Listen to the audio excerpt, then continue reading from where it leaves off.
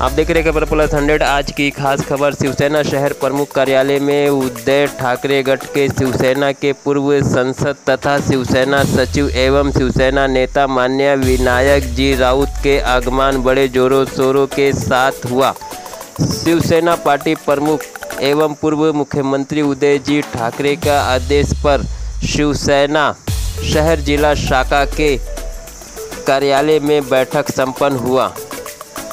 भिवंडी शहर निजामपुर नगर परिषद के आगामी चुनाव पर मार्गदर्शन करने पहुंचे विनायक जी राउत के साल और पुष्पगुच्छ देकर स्वागत किया गया और इस कार्यक्रम की शुरुआत की गई।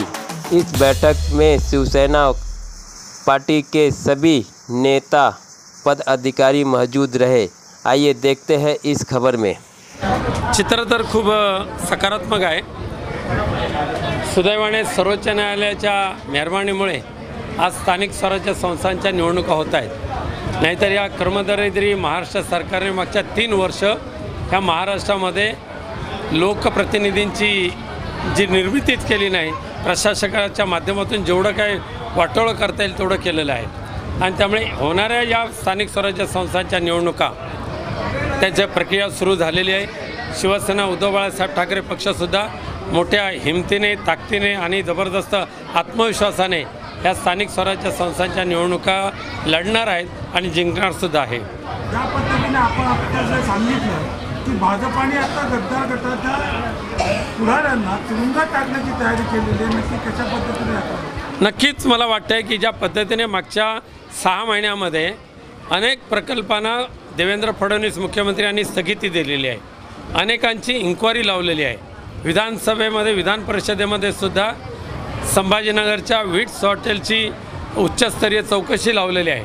त्यामुळे त्यांनी केलेल्या भ्रष्टाचाराची सखोल चौकशी माननीय मुख्यमंत्री देवेंद्र फडणवीस येतीलच आणि नक्की त्याच्यामध्ये दोषी तर आढळणारच आहेत, तर दोषींना तुरुंगात पाठवण्याची तयारी त्यांनी केलेली आहे।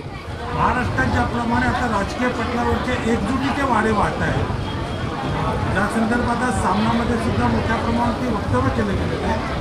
काय वाटतं नागरिकांच्या, शिवसैनिकांच्या, तमाम मराठी जनांची भावना आहे? ही एकजूट व्हावी अशी प्रार्थना मी भगवंताकडे करतो, कारण ही महाराष्ट्रातल्या जनतेची इच्छा आहे, देशातल्या सुद्धा लोकशाही प्रणित जनतेची ती इच्छा आहे आणि ती त्या पद्धतीने सर्व चांगलं होईल असं वाटतंय। तुम्ही भाषणात सांगितलं की आम्ही स्वतंत्र लढणार आहे, तसं तुमची जी एकजुटी आहे मनसे आणि शिवसेना, महानगरपालिका हे म्हणजे मुंबई महानगरपालिका आणि इतर महानगरपालिका त्यांच्यात युती राहणार का अपक्ष? आत्ता तर आम्ही निवडणुकीच्या तयारीला लागलेलो आहोतच।